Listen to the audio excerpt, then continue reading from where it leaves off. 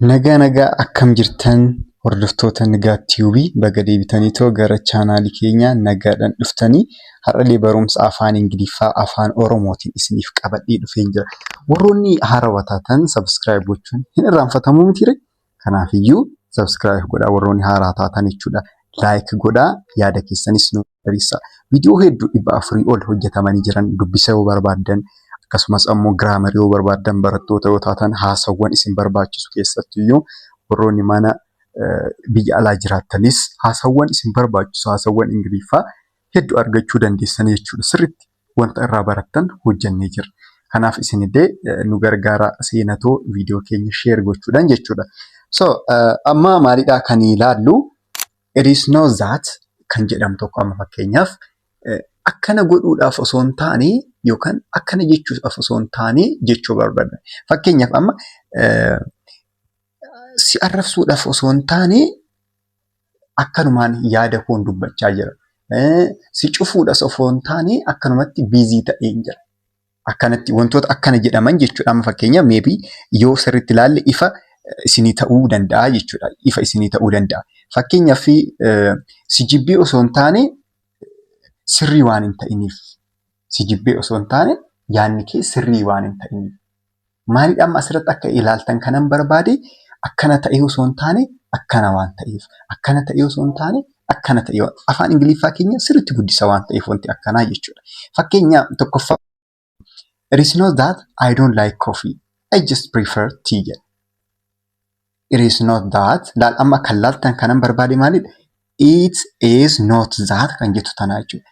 It is not that akkas ta'ee osoo hin taane kan jedhu agarsiisa. It is not that I don't like coffee. Maal jechuudha amma asirratti coffee yookaan ammoo buna jibbee osoo hin taane I just akkanumatti shaayii waanan jaaladhuuf shaayii waanan filadhuufi jedha. Buna jibbee osoo hin taane shaayii waanan filadhuuf. It is not that I don't like coffee. I just prefer tea. Tea waan filadhuuf yookaan ammoo shaayii waan filadhuuf. Maaliif buna jibbeetii miti. Look here. Buna jibbee osoo hin taane prefer jechuun filachuudha. Shaayii waan filadhuuf. Just I prefer tea jedhaa jechuudha. Fakkeenyattiin akkasinii galte abdiin qabaa jechuudha. Inni biraa immoo it is not that she is hungry. Sorry. It is not that she is angry. She is just tired. Isheen dadhabdee osoo hin taane she is just tired. Isheen aartee osoo hin taane dadhabdee jirti.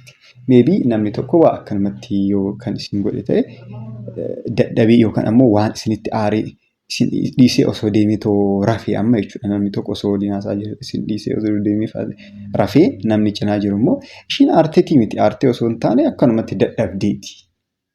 Dadhabdeeti isiniin jechuu danda'a jechuudha. It is not that she is angry. Isheen dadhabdee osoo hin taane sorry asirratti ammallee isinii wanti jedhe it is not that she is angry. Isheen aartii osoo hin taane just she is what? She is tired. Dadhabdeeti. Aarteetii miti dadhabdeeti jechuu barbaadan jechuudha. Mee fakkeenya sadaffaa ilaala. It is not that the movie was bad. It is not that the movie was bad. Wantichi fiilmichi badaa ta'ee osoo hin taane it was just too long. It was just too long. Baay'ee dheerateeti. Badaa miti garuu fiilmichi badaa miti garuu baay'ee dheerateeti jechuudha. Akkana osoo ta'ee osoo hin taane jechuudhaaf amma asirratti kan fayyadamaa jiru. Fiilmichi badaa ta'ee osoo hin taane hin dheerate. It is not that the movie was bad. It was just too long kan jedhu agarsiisaa jechuudha. Inni biraa immoo mee fakkeenya afuraffaa ilaalu. Fakkeenya shan ilaallaa. Fakkeenya afuraffaa ilaalu. Mee fakkeenya afuraffaa maal jedhaa? It is not that I forgot. It is not that I forgot. I just didn't have time. Irraanfadhee osoo hin taane forgot jechuun irraanfachuudhaan miti ree? Irraanfadhee osoo hin taane yookaan irraanfadhee turee osoo hin taane I just didn't have time jedha. Sa'aatuma hin argatinii. Sa'aatii hin qabu ture. Argitanii miti? Irraanfadhee osoo hin taane sa'aatii hin dhabe ture jechuudha. Akka jechuuti jechuudha amma kun. So baay'ee gaariidha. Shanaffaa ilaallu moo it is not that he is rude. It is not that he is rude. He is just very direct.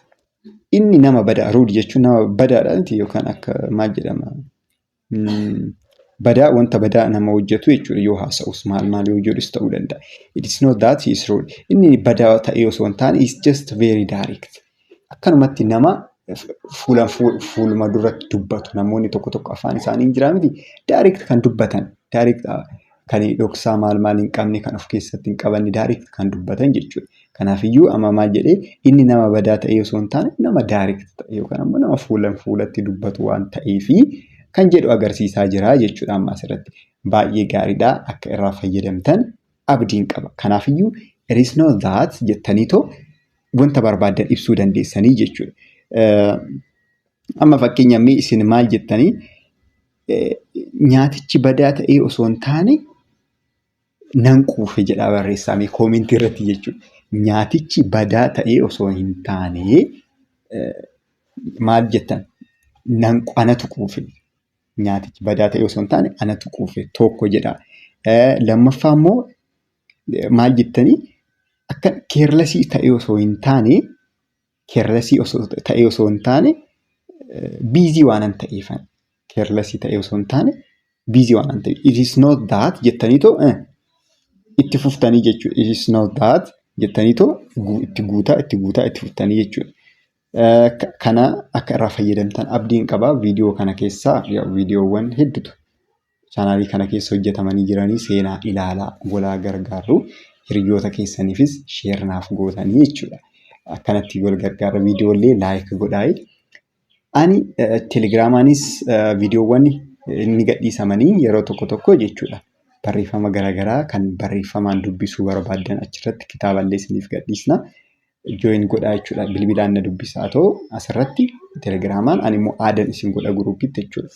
Kanuma amma bakkuma jirtanitti nagaanuuf ta'a. Baay'ee isin jaalannaa.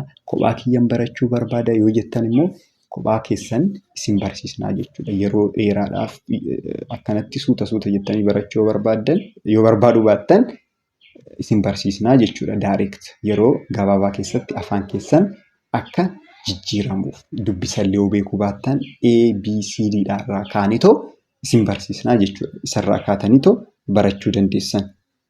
Okay, kanuma